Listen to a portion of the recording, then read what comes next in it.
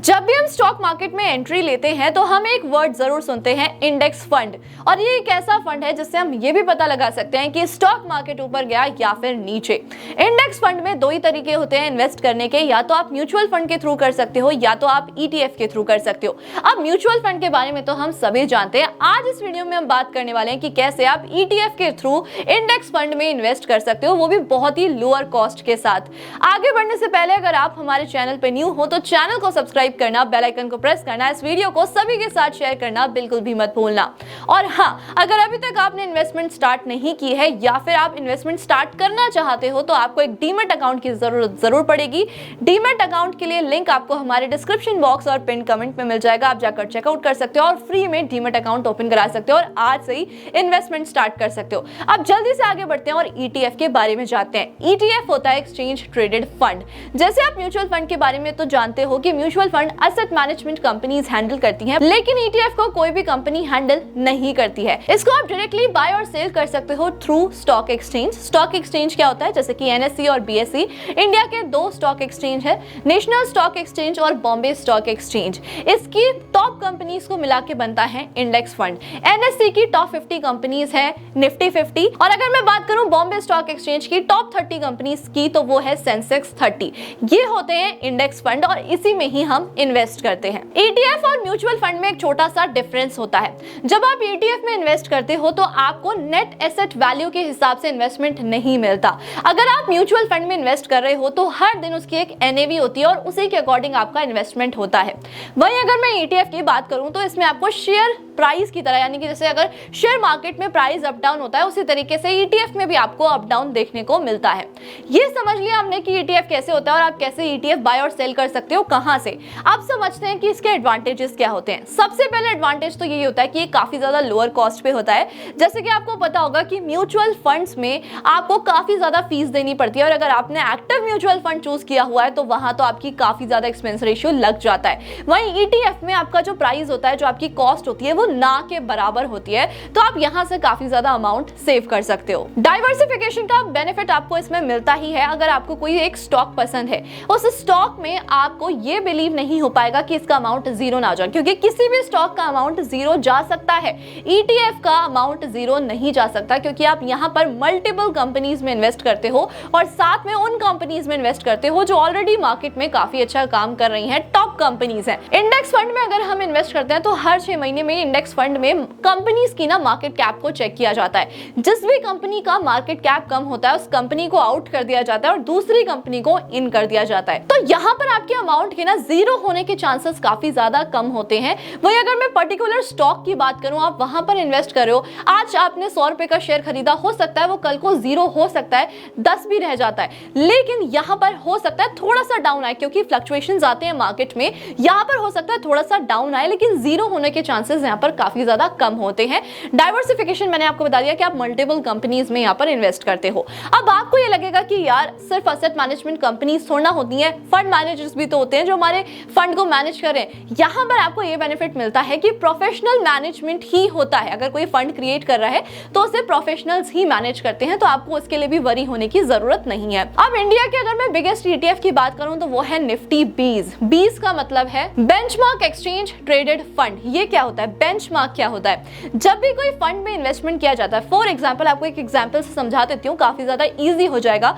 जैसे आप निफ्टी 50 में इन्वेस्ट कर रहे हो और साथ में कोई म्यूचुअल फंड भी है, तो निफ्टी 50 के लिए जो म्यूचुअल फंड है वो हो गया बेंचमार्क। अगर निफ्टी 50 उसके इंटरेस्ट को बीट कर देता है, आपको उससे ज्यादा इंटरेस्ट दे देता है, तो इन दैट केस वो बेंचमार्क बीट कर पा रहा है, तो निफ्टी 50 के लिए वो म्यूचुअल फंड हो जाएगा बेंचमार्क। इसी तरीके से होता है निफ्टी 20। अब अगर आप ये बोलते हो कि मुझे इंडिया के ETF में इन्वेस्ट नहीं करना, मुझे तो जो फॉरेन कंपनीज होती हैं वहां पर इन्वेस्टमेंट करना है, फॉरेन कंपनीज में भी ETF के थ्रू इन्वेस्ट करना पॉसिबल होता है।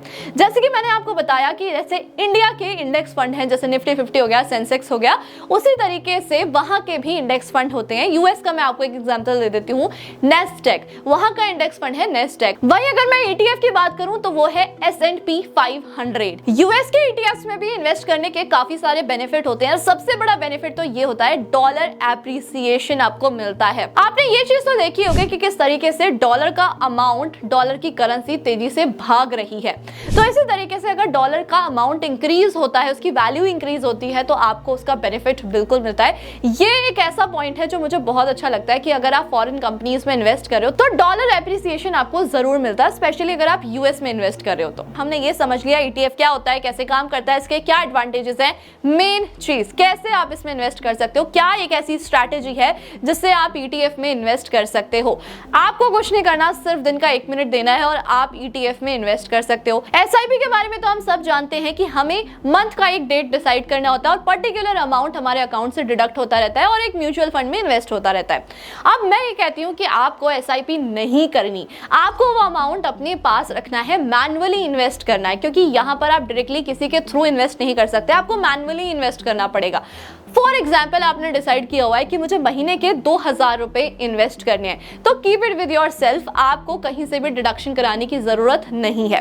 अब आपको क्या करना है, डेली सिर्फ 1 मिनट के लिए मार्केट को चेक करना है। फॉर एग्जाम्पल अगर आप इंडिया के ही ईटीएफ में इन्वेस्ट करने वाले हो, निफ्टी 20 में इन्वेस्ट करने वाले हो, तो आपको यह देखना है कि पर डे पर वो मार्केट ऊपर जा रहा है या फिर नीचे जा रहा है। अगर आपको ऐसा लगता है कि मार्केट ऊपर जा रहा है तो आपको वहां पर इन्वेस्ट नहीं करना। साथ में जैसे कि मैंने आपको बताया, आपने ये डिसाइड किया है कि 2000 रुपीज आप इन्वेस्ट करोगे मंथली, यानी कि अगर मैं 2000 को 20 से डिवाइड करूं तो 100 रुपीज हो जाता है, यानी आप पर डे पर 100 रुपीज इन्वेस्ट कर सकते हो।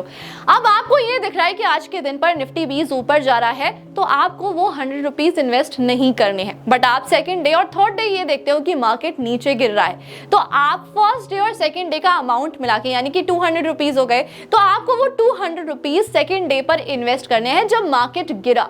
उसके बाद आपने फिर से देखा कि 4th, 5th, 6th डे पर मार्केट फिर ऊपर गया, आपको वो दिन स्किप करने हैं और फिर उस अमाउंट को ऐड कर 7th डे पर इन्वेस्ट करना है जब मार्केट गिरेगी। तो आपकी स्ट्रैटेजी ये रहने वाली है कि जब मार्केट नीचे होगी तब आप इन्वेस्ट करोगे, मार्केट ऊपर होगी तो उस डे को आप स्किप करोगे। अब सबसे बड़ा डिस्क्लेमर मैं आपको ये देना चाहती हूँ कि जो मैं आपको स्ट्रैटेजी बता रही हूँ, ये मैं आपको एक ऐसे फंड के लिए बता रही हूँ जिसमें डाइवर्सिफाइड कंपनीज हैं, काफी सारी कंपनीज हैं, तो मार्केट इवेंचुअली ऊपर ही जाएगा। लेकिन अगर आप इस स्ट्रैटेजी को स्टॉक्स के लिए यूज करते हो तो आपको बहुत बड़ा लॉस भी हो सकता है। क्यों? क्योंकि अगर आप एक पर्टिकुलर कंपनी के स्टॉक को खरीद रहे हो जब मार्केट नीचे है, तो हो सकता है वो और नीचे चली जाए और एक जीरो वैल्यू पर आ जाए, जैसे कि मैंने आपको बताया था। तो इस स्ट्रैटेजी को आपको कभी भी स्टॉक्स के लिए यूज नहीं करना। अगर आप ईटीएफ में इन्वेस्ट कर रहे हो तभी आपको इस स्ट्रैटेजी को यूज करना है। इस तरीके से आपको महीने के 2000 रुपीज इन्वेस्ट करने हैं, लेकिन तब करने हैं जब मार्केट नीचे है। जब मार्केट ऊपर जाएगी तो उसके अच्छे खासे रिटर्न आपको मिलेंगे और इससे आप काफी अच्छा रिटर्न भी कमा सकते हो।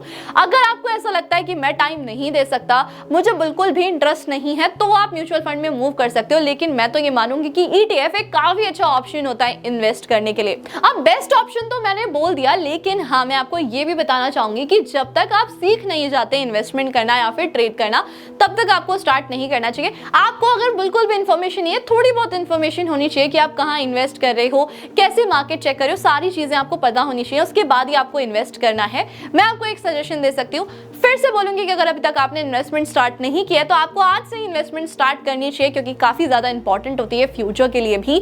तो इन्वेस्टमेंट जरूर स्टार्ट कर लेना। ईटीएफ से रिलेटेड अगर आपको कोई भी कंफ्यूजन है, आप मुझे कमेंट बॉक्स में पूछ सकते हो, मैं आपको जरूर आंसर करूंगी। और ऐसे इंटरेस्टिंग वीडियोस को देखने के लिए हमारे चैनल को सब्सक्राइब करना, बेल आइकन को प्रेस करना, इस वीडियो को सभी इन्वेस्टर्स के साथ शेयर करना बिल्कुल भी मत भूलना।